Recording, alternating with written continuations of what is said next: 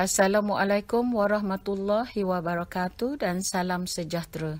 Terima kasih kerana menonton video kami. Jangan lupa like, subscribe dan share. Selamat menonton.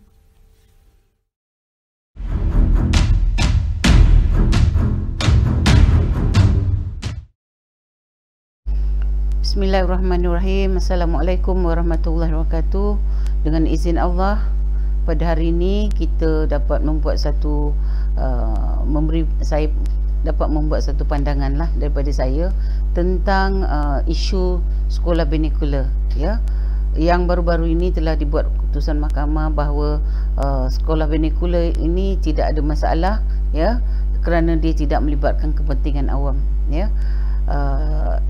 Bagi saya sebagai seorang ahli sejarah, sebagai seorang yang mengkaji sejarah sistem pendidikan Malaysia sejak daripada pendudukan British atau pentadbiran British sehinggalah kini, maka saya dapati bahawa banyak isu sebenarnya yang kita kena tahu, yang kita kena faham tentang sekolah vernacular Cina terutamanya di Malaysia ini. Pada masa pentadbiran British, ya, datang ke tanah Melayu, British telah menjalankan dasar open door policy ataupun dasar buka pintu, ya. Banyak ahli sejarah bukan Melayu tak setuju, tapi bagi saya ini dasar buka pintu British ini membenarkan siapa sahaja datang berdagang, cari makan, cari rezeki, ya, membuka kedai, membuat pelaburan dan juga apa kita kata membuka settlement, ya, penempatan di negeri-negeri Melayu dan juga di Singapura, di Pulau Pinang dan juga Melaka. Dan bagi saya semasa British tidak ada sekatan kemasukan mereka ke tanah Melayu, ke negeri-negeri Melayu, dan mereka bebas membuat pelaburan, perniagaan, membeli harta benda, ya, dan sebagainya. Jadi bagi saya dasar British ni yang apa kita kata dasar pintu terbuka ni sebenarnya telah membolehkan British, ya, dapat mentadbir tanah Melayu dengan keadaan yang tidak tercabar oleh sesiapa pun. Sebab apabila British menjalankan dasar pintu terbuka untuk orang bukan Melayu ataupun untuk orang imigran, dia daripada India, daripada China, daripada Hong Kong, daripada luar-luar negara, mereka boleh duduk di sini, maka dengan itu British disukai oleh mereka. Jadi mereka tidak bermusuh dengan British. Jadi orang Melayu ataupun anak negeri yang pada masa itu telah mempunyai kerajaannya, telah mempunyai raja-rajanya, ya, dan mempunyai kesedaran bahawa negeri mereka ini sedang dijajah atau dikuasai oleh British, maka mereka sebenarnya ada rasa tak puas hati. Sebab itulah kita ada gerakan nasionalisme pada awal kurun ke-20 yang membangkitkan isu-isu ni, seperti yang dibuat oleh kaum muda atau gerakan Islam, oleh guru-guru sekolah Melayu, oleh pegawai takbir Melayu, ya, oleh kita kata wartawan-wartawan Melayu dan juga kita kata ahli-ahli sastrawan Melayu. Mereka membuat isu-isu tentang cengkaman penjajah ke atas kita, tentang perkara-perkara yang kita kata menyebabkan apabila mereka baca tulisan-tulisan dalam akhbar, tulisan dalam buku-buku, dalam novel-novel, ya, macam Ishak Haji Muhammad, Anak Mak Lela Gila, itu semua satu pemberitahuan kepada orang ramai tentang bagaimana negeri kita ini telah dikuasai oleh orang luar, dan penguasaan orang luar ini memang ditentang oleh anak negeri. Sebelum British menguasai negeri ini dengan begitu ketenteraan, dengan menggunakan ketenteraan, maka mereka telah menghadapi beberapa tentangan daripada orang-orang tempatan, seperti kisah Dul Said di Naning, seperti kisah Datuk Bahaman di Pahang, ya, seperti kisah Tok Janggut di Kelantan, seperti kisah Abdul Rahman Limbong, ya, Haji Abdul Limbong di Terengganu, dan di Sabah pula kita ada Mak Saleh, ya. Kita ada juga Rentap, kita ada di Sarawak, kita ada Rentap, kita ada Lintang, kita ada Syed Masyhur. Dan mereka ini adalah permulaan kepada orang-orang yang telah menentang kemasukan dan pendudukan British ke atas negeri-negeri masing-masing.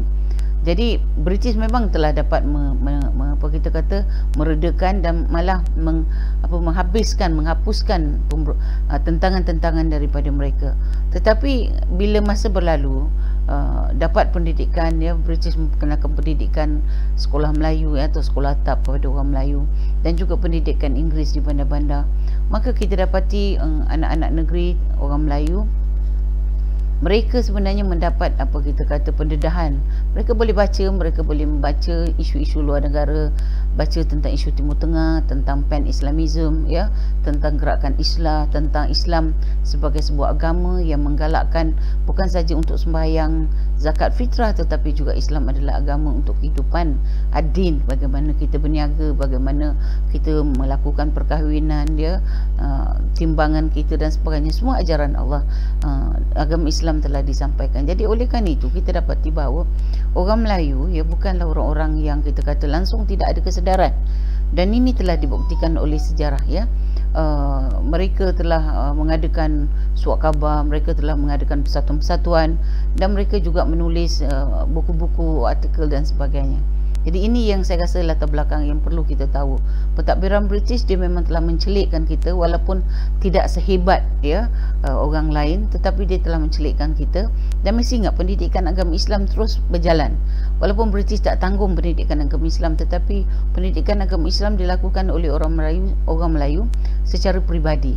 Sekolah-sekolah pondok dibuka, ya, madrasah-madrasah dibuka, dan kita dapati tok-tok guru yang belajar Timur Tengah, yang belajar di Indonesia, balik ke kampung mereka, menimbulkan isu-isu kesedaran bangsa ini. Jadi bagi saya, apabila orang Melayu sedar, maka British juga tahu. Kalau kita biarkan orang Melayu terus mengkritik British, ya, maka orang Melayu akan kuat. Dan sebab itulah British menjalankan dasar buka pintu, membawa masuk orang-orang luar, ya, dan juga menggalakkan, ya, kalau dia bawa masuk buruh, betul, tetapi menggalakkan pelaburan-pelaburan luar, menggalakkan apa kita kata perkembangan ekonomi secara moden, ya, bukan lagi pertanian seperti yang diamalkan oleh orang Melayu secara moden. Maka dengan itu kita dapati menjelang kurun ke-20, pertengahan kurun ke-20, kita dapati orang Melayu telah atasi penduduknya, penduduk tanah Melayu telah diatasi dengan jumlah orang bukan Melayu yang datang pergi balik, ya, ke tanah asal mereka, keluar masuk daripada tanah Melayu. Dan sebab itulah kita dapati bahawa akhirnya tanah Melayu dikatakan telah melahirkan satu keadaan masyarakat majmuk, iaitu pelbagai bangsa tinggal di negara ini. Tetapi British juga menjalankan dasar divide and rule, pecah dan perintah. Maknanya orang-orang bukan Melayu atau pedagang-pedagang atau imigran diletakkan di bandar-bandar atau di estate-estate, ya. Sedangkan orang-orang Melayu tinggal di kampung-kampung, kekal dengan cara kehidupan mereka yang lama, sistem pendidikan Islam mereka, ya, dengan kita kata cara hidup yang tidak komersial, ya, nilai-nilai Melayu, nilai-nilai Islam. Jadi ini menyebabkan kita terpisah, ya, kita terpisah. Orang Melayu tinggal di luar bandar, di kampung. Orang bukan Melayu, terutama orang dagang imigran, tinggal di bandar-bandar. Orang India tinggal di estate. Tetapi ada juga orang-orang yang pandai tinggal di bandar, dan orang Melayu ada juga yang diberi peluang untuk menjadi pegawai takbir, tinggal juga di bandar. Jadi bagi saya, kita kena faham latar belakang ini. Apabila faham latar belakang ini, barulah kita faham kenapa ada sekolah vernacular Cina, ada sekolah vernacular Tamil, ya, dan kita juga ada sekolah vernacular Melayu, ya. British bertanggungjawab mengadakan sekolah vernacular Melayu. Orang Melayu pula bertanggungjawab mengadakan pendidikan Islam untuk mereka sendiri, ya. Jadi British tak ambil kisah itu, ya. Tapi bagi orang Cina, mereka datang dan pergi masuk keluar tanah Melayu, mereka boleh mendirikan sekolah, mereka di tempat-tempat tinggal mereka mengadakan sekolah-sekolah, dan akhirnya sekolah-sekolah itu menjadi ramai, disambut oleh masyarakat Cina di bandar-bandar.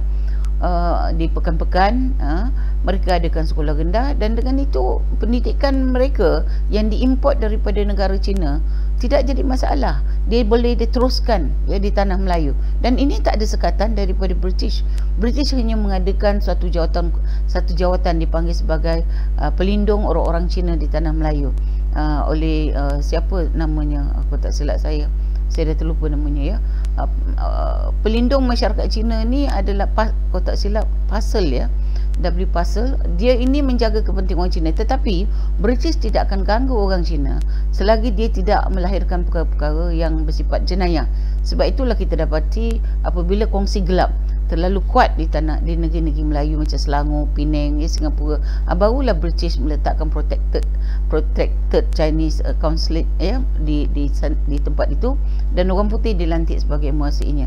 Tapi selain daripada itu, British tak halang orang Cina membeli tanah, orang Cina membuka perniagaan, orang Cina keluar masuk, bawa masuk anak-anaknya, bawa masuk isterinya, lepas begitu juga orang India. Jadi you bayangkan kita dalam keadaan di mana tanah Melayu ini terbuka kepada semua, siapa saja.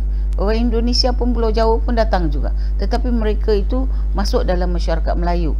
So akhirnya mereka diterima sebagai orang Melayu, dan orang Cina pula mereka dibenarkan berniaga, bersekolah dan sebagainya, dan mereka mengamalkan sistem budaya mereka, cara kehidupan mereka, sistem kekeluargaan mereka.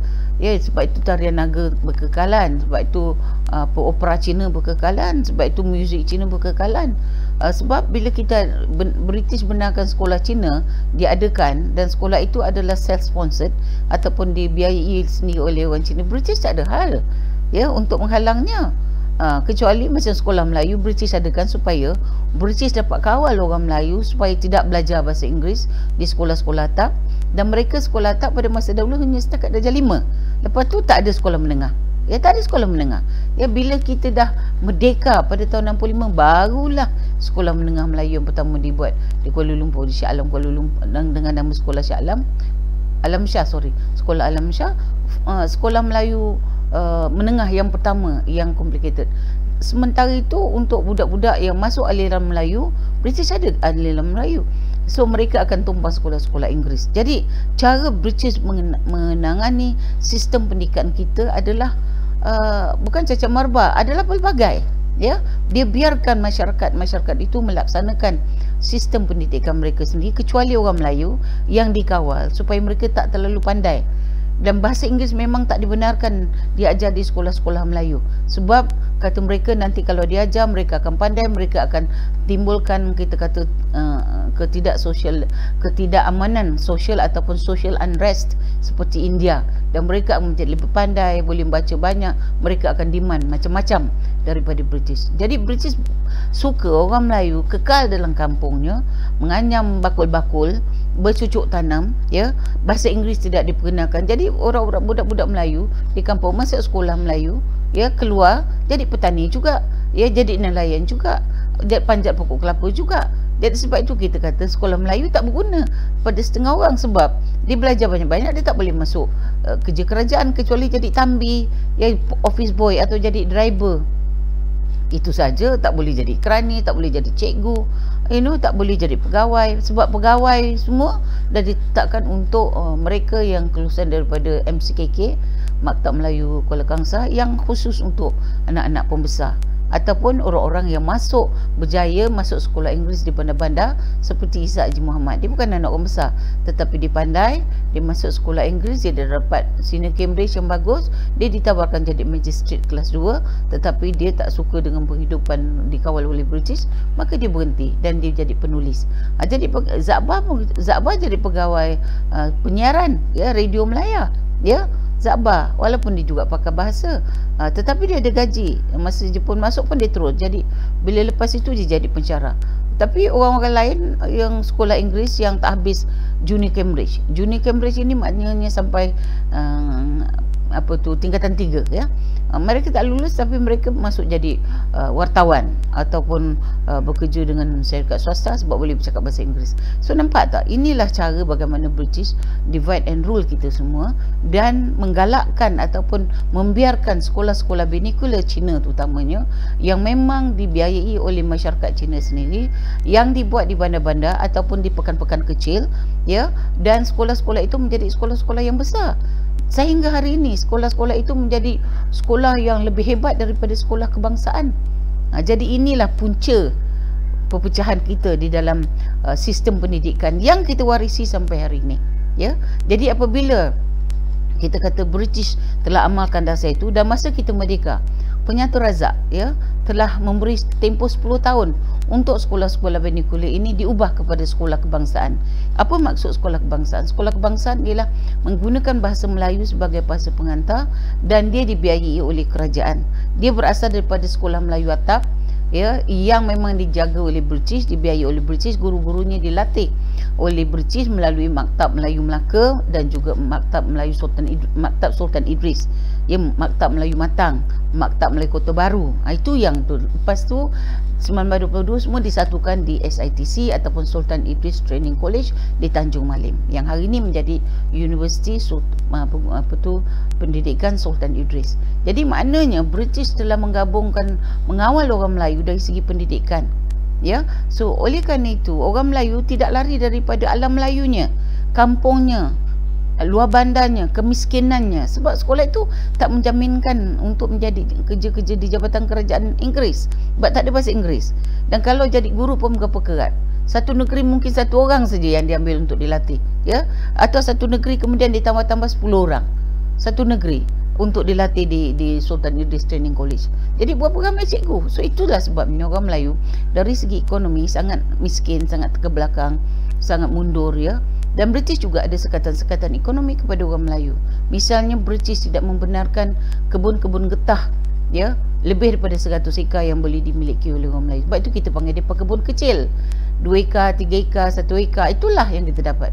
Dan selalunya getah-getah yang ditoril adalah kelas rendah, kelas 2. Kelas 1 selalu diambil daripada ladang-ladang getah seperti Tan Cheng Lock punya ladang getah, Turai Singgem punya ladang getah, atau syarikat-syarikat lain. Dan getah ini apabila kita ada krisis getah ini yang dijual dahulu, yang dilegokan kepada antarabangsa.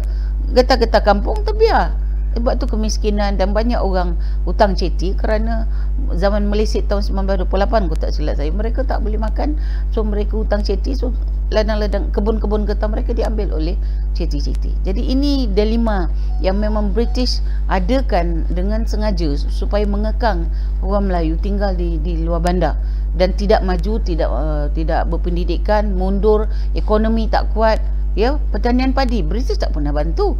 Itu adalah hal orang Melayu, ya. Pelombongan dibagi kepada saudagar-saudagar, tauki-tauki daripada luar, ya. Lesen-lesen dibagi kepada, tak ada orang Melayu, adalah 1-2 orang, ya. Itu pun keturunan macam mula-mula dengan Ibrahim, itu awal. Tetapi lepas tu orang Melayu tak ada dah. Pemilik apa kita lombong-lombong biji timah semuanya dimiliki oleh orang bukan Melayu, orang India, Cina, orang putih, ya, atau orang Inggeris ataupun orang luar lah. Jadi ini yang saya kata menyebabkan sistem pendidikan kita ini terkeluar ataupun menjadi cacah marbah ataupun berpecah-pecah. Jadi apabila British menjalankan dasar open door policy, British menjalankan dasar tidak campur tangan dalam sistem pendidikan Cina, British jalankan dasar tidak tidak menguasai pendidikan Cina, membiarkan dia berjalan dengan sendirinya, maka tentulah dia menjadi sangat kukuh, sangat bagus, sangat kuat. Dan apabila penyata razak, ya, penyata razak itu kita kata menetapkan 10 tahun. Tetapi sejarah yang telah berlaku lain. Apabila penyata razak menetapkan tahun 1956, ya, penyata razak, ya, lepas tu dijadikan pada 10 tahun 1966, ya, patutnya. Tapi penyata Rahman Talib 61 telah gagal, ya, untuk melaksanakan dasar itu. Dibiarkan terus lagi sekolah Cina dalam bahasa ibunda masing-masing, bahasa Mandarin, ya. Dan bahasa Mandarin itulah yang menyebabkan mereka punya identiti makin kuat, makin kukuh, dan mereka terus duduk dalam kelompok mereka masing-masing. Mereka tak bergaul dengan orang-orang lain. Kita tengok orang Cina duduk di bandar, ya, dengan sekolah Cinanya, dengan sekolah Inggerisnya. Yang mau menjadi kebaratan atau yang mau moden pergi ke sekolah Inggeris. Tetapi kebanyakan orang-orang Cina mereka masuk ke sekolah vernacular mereka supaya nak mendokong tamadun Cina yang dibawa pindah daripada tanah besar Cina ke tanah Melayu. Guru-guru pun diambil daripada sana, silibusnya pun diambil daripada sana. Sebab itu hari ni kita ada UEC yang silibusnya pun daripada sana juga, ya. Yang hari ini pun sekolah Cina juga tidak mengajar dalam bahasa Melayu. Jadi sekolah kebangsaan yang telah diasaskan oleh oleh penyata razak 1956, ya, dan masa kerajaan PH dulu pun penyata razak tak disebut tahu dalam buku teks, disebut penyata pendidikan 1956 sebab nak buangkan razak di situ. Ini satu rasa pembohongan sejarah. Padahal selama ini kita tahu pengurusinya penyata razak, maka kita sebut dia penyata razak, ya. Pengurusinya Datuk Abdul Razak masa itu, ya. Pengurusinya adalah Tun Abdul Razak mendapat Tun tahun 1959 ya, paling awal ya, tapi dia tak pakai nama Tun, dia pakai Datuk Razak, Datuk Abdul Razak ya. Tapi kita boleh sebut dia Tun. So bagi saya Tun Abdul Razak adalah orang yang telah menyumbang kepada suatu usaha untuk melahirkan sistem pendidikan kebangsaan ya. Tun Abdul Razak telah mulakan itu, dan itu kita buat di ambang kemerdekaan kita 57 kita merdeka, dan diharap lepas 57 semua orang akan patuh. Tetapi oleh kerana kita ada kekangan politik, ini satu isu yang memang kita kena cakap ya, bahawa kita sebenarnya politik telah menguasai sistem pendidikan negara kita. Orang-orang Cina tidak mahu menerima sekolah kebangsaan kerana dia dalam bahasa Melayu ya. Bahasa kebangsaannya negara telah ditetapkan dalam bahasa Melayu. Tak mahu terima sebab mereka hendakkan sekolah mereka tetap dalam bahasa Mandarin ya. Dan ini telah dibantah oleh penyata Fenwu ya, penyata Fenwu iaitu seorang profesor daripada Cambridge yang mengetui jawatankuasa untuk mengkaji sekolah vernacular Cina, dan dia bersetuju sekolah itu dikekalkan dalam bahasa Mandarin. Jadi penyata ini sebelum penyata Razak ada ya, penyata Fenwu 1951. Sebelum penyata Fenwu kita telah ada penyata Barnes. Penyata Barnes ini menetapkan sekolah kebangsaan yang akan kita merdeka nanti adalah di dalam bahasa Melayunya sekolah rendah, menengahnya bahasa Inggeris. Ya. Dan pengurusi bagi lembaga penyata Barnes itu ialah Profesor Barnes daripada Cambridge University. Dan lepas itu telah disemak semula kita ada penyata pendidikan 1992 yang menegaskan bahawa bahasa kebangsaan atau bahasa pengantar di sekolah adalah dalam bahasa Melayu dan juga bahasa Inggeris. Tetapi Fenwu tolak, penyata Fenwu tolak, dan ini didukung oleh orang-orang Cina dan juga persatuan-persatuan sekolah Cina, persatuan guru-guru Cina, sekolah Cina yang menolak. Jadi apabila berlaku penolakan ini, maka penyata Rahman Talib tak dapat melaksanakannya ya. Dan akhirnya oleh kerana politik itu sangat penting pada masa itu, Tengku Abdul Rahman ya sebagai seorang Perdana Menteri telah bertolak ansur dengan tidak melaksanakan bahasa Melayu sebagai bahasa kebangsaan, sebagai bahasa pengantar di sekolah-sekolah kebangsaan. Maka jadilah sekolah kebangsaan itu dianggap sebagai sekolah Melayu, dan sekolah Melayu itulah yang menjadi tanggungjawab kerajaan ya untuk mengadakan guru-guru, mengadakan bangunan ya, dan silibus tempatan tanah Melayu mula dilaksanakan walaupun tak sepenuhnya. Jadi pendek kata, semasa kita merdeka, kita telah ada perpecahan di dalam sistem pendidikan kita, iaitu kita ada sistem pendidikan tetapi telah tidak diterima oleh orang bukan Melayu, terutama orang Cina tak terima ya. Tamil diikut saja ya, sekolah Tamil diikut saja, dia tak terima. Dan akhirnya apabila pilihan raya berlaku ya, pilihan raya berlaku pada tahun 1959, pilihan raya kita yang pertama. Dalam buku teks tingkatan 4 dia kata 55 itu salah ya. 59 pilihan raya kita yang pertama, maka kita dapati itulah kali pertama Tengku Abdul Rahman ya terpaksa berhenti berkempen untuk menentukan kemenangannya dalam pilihan raya itu, dan Tun Abdul Razak dilantik sebagai pemangku Perdana Menteri. Dan memanglah dalam 59 itu isu tentang pendaulatan bahasa Mandarin sebagai bahasa kebangsaan, penerimaan sekolah Cina sebagai sekolah kebangsaan, ini adalah tuntutan orang-orang bukan Melayu, terutama orang-orang Cina, dan juga tuntutan persatuan-persatuan pendidikan mereka, persatuan sekolah Cina ya, persatuan orang-orang Cina yang menegakkan bahawa sekolah Cina mesti kekal dan mesti diterima sebagai sekolah kebangsaan. Dan ini mereka sebarkan, mereka berkempen di kalangan orang-orang Cina. Jadi tentulah sambutannya banyak. Sebab pada masa itu kita kena ingat, perpaduan antara orang penduduk-penduduk tanah Melayu ini masih belum ada lagi. Orang Melayu masih tinggal di luar bandar. 59 dia mesti ingat ini. 59. Kita baru merdeka 2 tahun. Tak sempat lagi nak buat gerakan nak menyatukan bangsa tu. Sebab kita dah berpecah sejak zaman British dulu. Kita dah berpecah. Mungkin dalam masa 2 tahun kita nak faham tentang keperluan negara. Dan keperluan negara pada masa itu memang susah nak diterapkan sebab perkauman itu sangat tebal. Dan kenapa dia sangat tebal? Kerana tiap-tiap bangsa duduk berasing-asing dan mereka juga bekerja. Ada juga pembahagian kerja ya. Orang Melayu duduk di luar bandar bekerja pertanian, tanam sawah padi, toreh getah ya, menyadap apa kita kata pokok nau, buat gula, buat kelapa, pokok kelapa ya, kampung, kerja kampung tak ada duit besar, tak ada gaji, dipandang rendah, mundur, pendidikan kurang. Sedangkan orang Cina duduk di bandar, mereka berniaga, mereka menjual barang-barang, mereka juga adalah toke-toke lombong, mereka juga ada toke-toke ladang getah, ya, mereka juga adalah toke-toke kedai yang besar-besar di bandar, dan mereka menguasai ekonomi. Jadi mana mungkin mereka nak melihat orang Melayu sebagai bangsa yang dihargai, sebab orang Melayu dia kata miskin, ya, dan dipandang rendah kerana miskin. Orang India duduk di estate juga dipandang rendah, tetapi orang-orang salon ataupun orang yang kelas atasan India yang dapat pendidikan Inggeris, mereka juga membentuk satu kelompok baru, kelompok lain yang terpisah daripada orang-orang kerja di estate. Jadi you bayangkan, memang kita merdeka cara aman, tetapi di dalam masyarakat kita sangat berpecah, sangat berpecah. Dan inilah yang tak dapat dibuat pada tahun 57 kita merdeka. Kita cuma merdeka dengan sokongan British atas nama saja, kerana kita tak dapat menyelesaikan masalah besar, iaitu perpaduan rakyat tanah Melayu masa itu.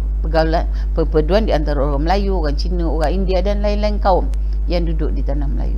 Masing-masing dengan hala masing-masing, dengan dasar masing-masing, dengan bahasa masing-masing, dengan agama masing-masing, dengan cara hidup masing-masing. Jadi ini yang menyebabkan kita tak boleh. Dan sistem pendidikan sepatutnya menyatukan anak negeri. Dia macam di Thailand dibuat. Dia ada satu saja sistem pendidikan, iaitu dalam bahasa Thai, dan semua surat khabar Cina dibubar dan semua sekolah Cina ditutup. Satu saja, iaitu sekolah kebangsaan yang menggunakan bahasa Thai. Itu juga Indonesia, menggunakan bahasa Indonesia. Semua surat khabar Cina ditutup. Tetapi kita di tanah Melayu tidak. Sekolah Cina terus berkembang, dibiarkan sebab ada tekanan politik, ya. Tengku Abdul Rahman dan juga pemimpin-pemimpin pada masa itu tak mahu kehilangan undi, sebab memang betul apabila kita terpecah dalam pengundian 1959 tu, saya ingat pada tahun 1955 pilihan raya Majlis Mesyuarat Persekutuan itu, UMNO ataupun Parti Perikatan menguasai 84.4% pengundi. Jumlah pengundi Melayu adalah 84.4%. Tetapi bila kita laksanakan dasar jus soli, kerakyatan terbuka yang diamalkan oleh kerajaan Parti Perikatan semasa kita nak bentuk merdeka, seperti tuntutan orang-orang bukan Melayu, maka kita dapati kuasa mengundi orang Melayu adalah 51%. Maknanya kuasa mengundi orang bukan Melayu telah tinggi. Jadi mereka undilah yang mereka nak. Mereka tentu nak mendukung, orang Cina tentu nak mendukung bahasa kebangsaan mereka, tentu nak mendukung sekolah dia, ya, dan surat khabar dia, ya. Tentu mereka tak nak bergabung dengan orang Melayu ataupun bekerjasama dengan Melayu. Begitu juga India. So surat khabar Cina, surat khabar India kekal sampai sekarang. Yang ditutup apa? Surat khabar Melayu. Utusan Melayu itu ditutup, ya, utusan Malaysia ditutup. Sekejap kan, 2 tahun. Lepas tu baru dia hidupkan semula. Maknanya sekarang utusan Melayu ditutup. Kita dulu ada juga surat khabar saudara lah, ada surat khabar majlis, semua dah ditutup. Jadi yang tinggal utusan Melayu, ya, utusan Melayu. Lepas tu namanya utusan Malaysia bila jadi negara Malaysia. Yang pemiliknya adalah orang Melayu. Itu pun akhirnya dijual juga, dibubarkan pada hari itu. Ni sekarang Syed Mokhtar telah hidupkan semula. Jadi you bayangkan tidak, ini isu sejarah yang panjang. Jadi orang Melayu hari ini, apabila kita terlalu berpecah, kita sebenarnya membunuh diri sendiri, ya, bunuh diri sendiri. Jadi bagi saya, apabila mahkamah buat keputusan bahawa sekolah Bernicola Cina ini tidak ada apa kita kata kepentingan awam, bagi saya tak tahulah, saya bukan seorang peguam. Tetapi kalau kita kata kepentingan awam, kepentingan umum, bagi saya ini adalah soal perpaduan. Kalaulah kita iktiraf sekolah kebangsaan sebagai sekolah negara kita, ya, sekolah yang ditanggung oleh kerajaan, maka sepatutnya kita ada guna satu bahasa pengantar saja, ya. Dan sekarang pun kerajaan telah ambil sekolah-sekolah Bernicola Cina itu diberi apa kita kata bantuan-bantuan. So dari segi bantuan mereka terima, tetapi dari segi pelaksanaan dasar pendidikan negara itu mereka tak terima. Ini longgarnya kerajaan kita, ataupun ironinya kita kata, benda yang agak membingungkan, ya. Bagaimana dia dapat bantuan daripada kerajaan tetapi dia tidak mahu melaksanakan dasar pendidikan negara. ya. Dan bagaimana pula kementerian kita sejak daripada merdeka sampai sekarang gagal untuk melaksanakan dasar pendidikan kebangsaan. Kenapa?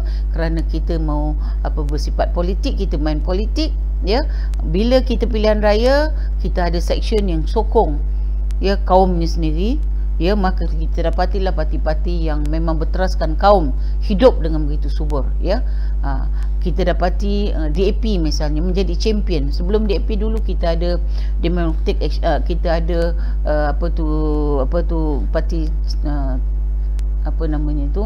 kita ada parti-parti buruh, Socialist Front, ya. Kita ada kita kata United Democratic Party, ya. Kita ada parti-parti itu semua. Tetapi bila zaman berjalan terus, parti-parti ini lemah kerana kepimpinannya yang makin lemah, maka akhirnya DAP menguasai kita kata undi masyarakat Cina pada hari ini. Ini bukan satu tuduhan, sebab kita dapati dalam pilihan raya 13, saya ingat Datuk Najib masa tu dia menang, ya, dan dia mengatakan hanya 5% saja orang Cina yang mendukung Barisan Nasional, lain tu semua menyokong DAP, ya. Begitu juga di Melaka, saya ingat Datuk Ali Rostam juga bercakap bahawa dia kalah dalam pilihan raya Melaka kerana yang menyokong dia adalah hanya 5% saja orang bukan Melayu, orang Cina, lain tu semua sokong DAP. Kita tahu, dan bila pilihan raya ke-14, ya, 2018, maka kita dapati sokongan kepada PH, Pakatan Harapan, sebelum tu Pakatan Rakyat dan sebagainya, Pakatan Harapan bulat sehingga mereka boleh membentuk kerajaan dengan menggabungkan semua parti-parti perkauman ataupun parti-parti perkauman seperti PAS, ya, parti agama lah, PAS bukan tu, tapi Melayu dan Islam lah situ. Lepas tu PKR, ya, itu dia multiracial. DAP dikatakan multiracial, memang dah ada anak-anak muda Melayu yang menyokong DAP. Jadi bagi saya ini semua adalah urutan sejarah. Jadi tak mungkin sekolah vernacular Cina ini dapat ditutup pada masa sekarang. Memang tak boleh tutup sebab dia telah dibiarkan hidup begitu lama sejak kedatangan British pada kurun ke-19, 1870-an. Sekolah Cina telah dibina dengan cara kecil-kecil. Lepas tu berkembang kurun ke-19, kurun ke-20 jadi hebat. Dan bila kita merdeka, kita tidak berupaya untuk menjadikan dia sekolah kebangsaan. Dan politik pula, tiap-tiap kali pilihan raya, isu sekolah kebangsaan atau penolakan bahasa Melayu sebagai bahasa kebangsaan, penolakan sekolah Melayu sebagai sekolah kebangsaan, penolakan orang-orang Melayu sebagai ketua negara ini, ya, penolakan kita kata agama Islam juga, ini semua kena-mengena dengan kedudukan orang Melayu. Pasal 153 juga ditolak, pasal 152 juga ditolak. Jadi sejak penolakan itu, tiap-tiap kali pilihan raya, isu-isu sekolah vernacular ni didukung, dan juga sekolah tapi akhirnya kerajaan beralah, ya. Tunku Abdul Rahman juga telah beralah, Penyatu Rahman Talib juga beralah.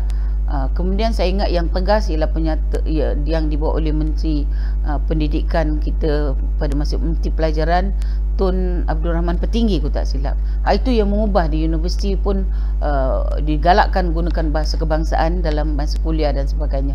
Tetapi pada 2003 apabila dibuat satu dasar sains dan matematik diajar dalam bahasa Inggeris, ya, oleh Perdana Menteri pada masa itu, maka pihak universiti juga telah mengambil alih satu dasar baru, iaitu mengajar semula dalam bahasa Inggeris. Dan hari ini bahasa Inggeris adalah bahasa pengantar di universiti-universiti. Walaupun ada juga kuliah-kuliah dalam bahasa Melayu, tetapi dipandang rendah, dipandang enteng.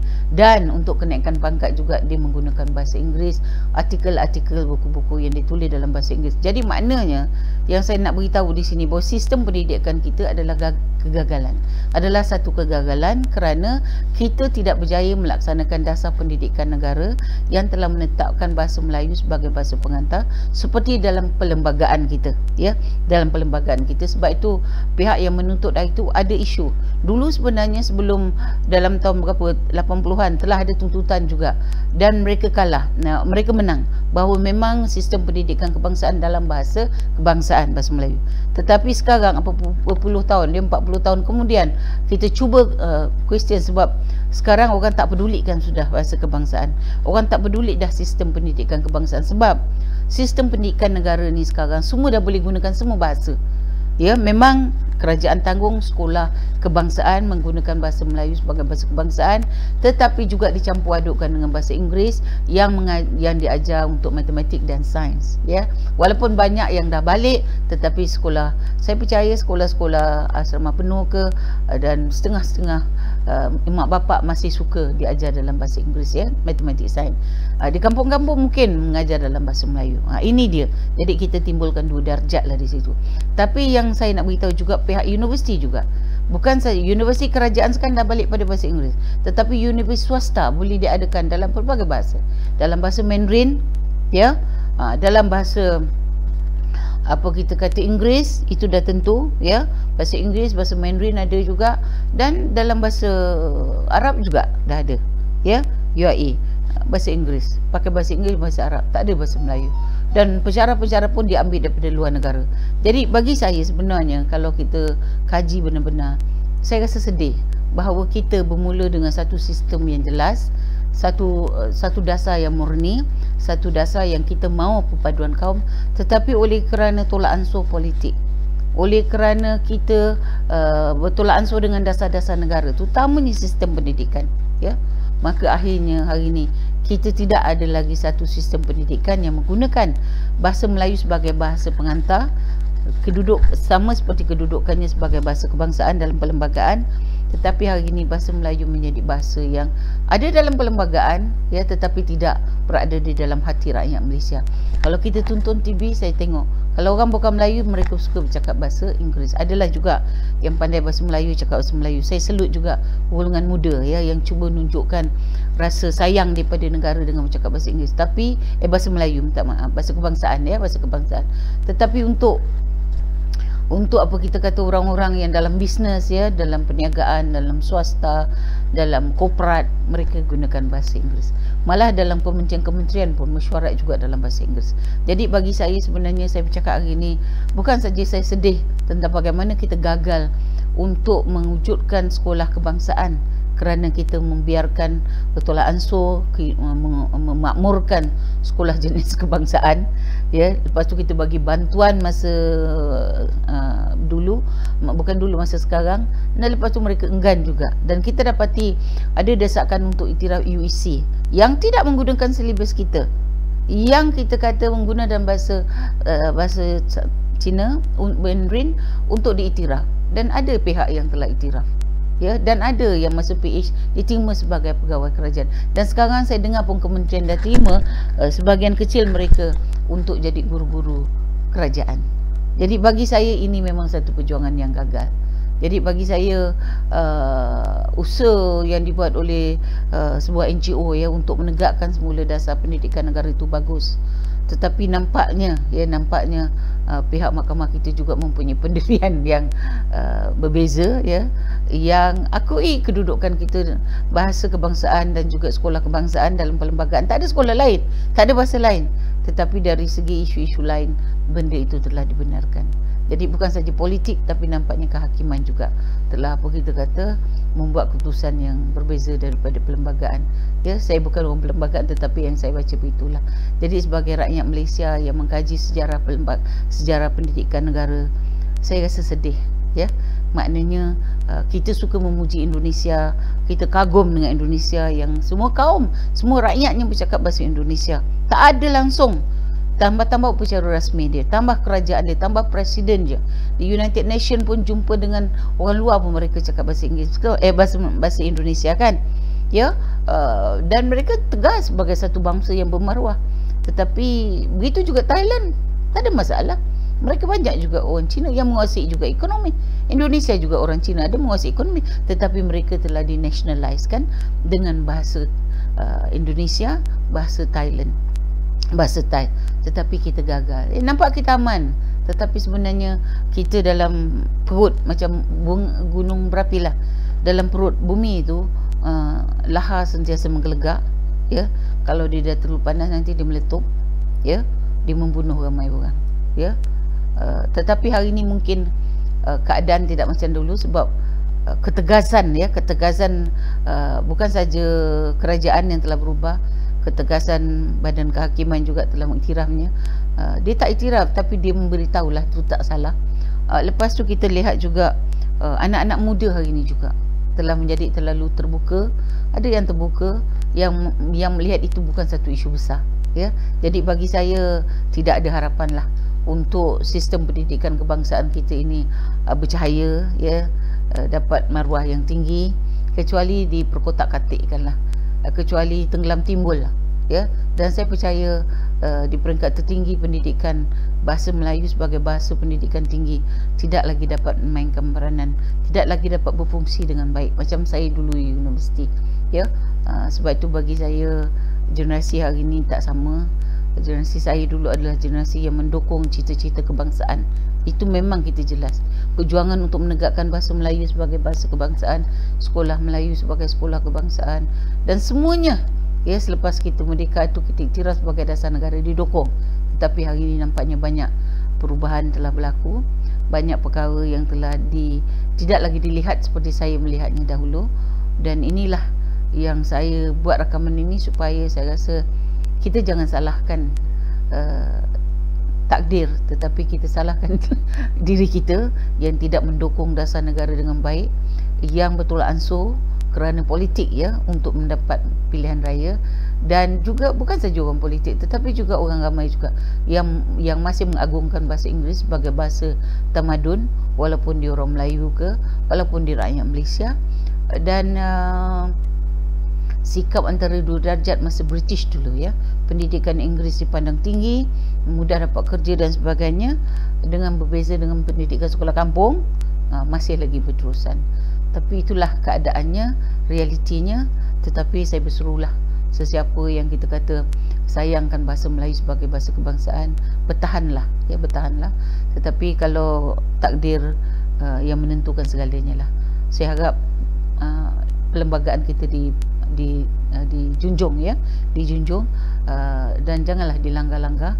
Kerana kalau kita tidak ada dasar yang jelas, kita akan melahirkan satu bangsa yang kita tak tahu dia punya kekuatan di mana, ya. Apakah dalam bahasa kebangsaan, atau dalam bahasa Inggeris, ataupun dalam bahasa Mandarin, dan rakyatnya berpecah belah dan mereka tak tahu bergabung dalam bahasa apa. Itulah sebenarnya kebimbangan saya, ataupun perkara yang akan menyusahkan kita masa depan. Atau kita akan adopt satu bahasa macam Brunei, mengambil bahasa Inggeris terus, membuang bahasa Melayu sebagai bahasa pendidikannya, dan jadi semua rakyat Brunei sekarang mempunyai satu sistem pendidikan yang menggunakan bahasa Inggeris. Adakah kita akan menjadi begitu? Ya, begitu juga Singapura. Dia menutup semua sekolah Melayu, sang nilai utama. Dia tutup sekolah Cina, saya tak tahu dia tutup tidak, tetapi dia menggalakkan penggunaan bahasa Mandarin dalam pentadbirannya. Jadi ini dasar politik lah. Walaupun bahasa Melayu di Singapura adalah bahasa kebangsaannya, lagu rasmi negara Singapura adalah dalam bahasa Melayu, ya. So bagi saya, politik itu memang mempengaruhi banyak perkara. Dan saya sebagai orang yang faham keadaan ini, rasa sedih, ya, sebab peranan bahasa Melayu yang telah diperjuangkan oleh tokoh-tokoh bahasa kita, Zakbar, ya, Tan Sri Zainal Abidin Ahmad atau Zakbar, pujangga bahasa kita, telah menjadi begitu cair pada hari ini, ya. Dan kita tidak ada lagi pejuang yang hebat-hebat seperti kita kata Datuk Dewan Bahasa yang menjadi dia punya pejuang tu, ya. Kita tidak ada lagi pejuang hebat seperti Hasan Ahmad, Datuk Hasan Ahmad, ya, seperti kita kata sebelum tu pengarah Dewan Bahasa, orang Johor tu apa namanya, Allah dah terlupa dah lama tak ingat nama dia, apa namanya, Said apa, bukan Said Jaafar Albar, tidak, Said Nasir, Itu so Said apa namanya tu, saya dah terlupa, pejuang bahasa tu. Itulah masa tahun 60-an, 70-an kita kuat, 80-an kita kuat, 90-an masih kuat, tapi masuk tahun kurun 21 kita jadi lemah. Dan Dewan Bahasa hari ini nampak sangat tidak mempunyai kuasa yang besar dalam mendaulat atau dalam mempunyai kuasa untuk menjaga bahasa Melayu sebagai bahasa kebangsaan dan bahasa rasmi negara. Sebab Kalau Kementerian Pendidikan pun kita kata memang mengekalkan sekolah kebangsaan kita dalam menengah dan rendah bahasa Inggeris bahasa Melayu, bahasa kebangsaan, tetapi di peringkat universiti KPT tidak lagi berjaya sebab mereka sudah menerima bahasa-bahasa lain sebagai bahasa pengantar di universiti-universiti. Jadi bagi saya dia satu kisah sedih, ya, perjuangan bahasa kita. Saya harap adalah pejuang semula, ya, dari generasi muda, ya, tetapi nampaknya kita memang dah tak ada pejuang dah. Tapi saya harap bolehlah kita pertahankan tu. Itulah. Jadi apabila keputusan mahkamah yang baru-baru ni dilaksanakan, diberitahu, kita hilang harapan dah, ya. Kita hilang harapan, kita rasa sedih, ya. Kita tidak dapat mempertahankan dalam seperti dalam kehendak Perlembagaan Bahasa Melayu sebagai bahasa kebangsaan atau bahasa kebangsaan sebagai bahasa pengantar di sekolah kebangsaan, dan menjadikan bahasa pengantar bahasa kebangsaan sebagai penyatu anak-anak bangsa Malaysia, sebab kita masih lagi melaksanakan sistem pendidikan kebangsaan dan jenis kebangsaan yang menggunakan bahasa Mandarin, bahasa Tamil, ya, bahasa Tamil di sekolah rendah saja, tapi bahasa Mandarin di sekolah rendah, menengah, college dan juga universiti. So bagi saya memang susah untuk dibuat sesuatu kerana dia telah berakar umbi, dia telah menjadi mendarah daging, ya, dalam sistem pendidikan Malaysia. Tetapi dari segi perpaduan, kalau tidak dimainkan isu-isu politik tak apa, tapi kalau dimainkan isu politik dia jadi isu besar. Tapi bagaimanapun rakyat Malaysia ini kita tidak bersatu dalam satu wadah pendidikan seperti Indonesia dan Thailand. Itulah saja. Assalamualaikum warahmatullahi wabarakatuh.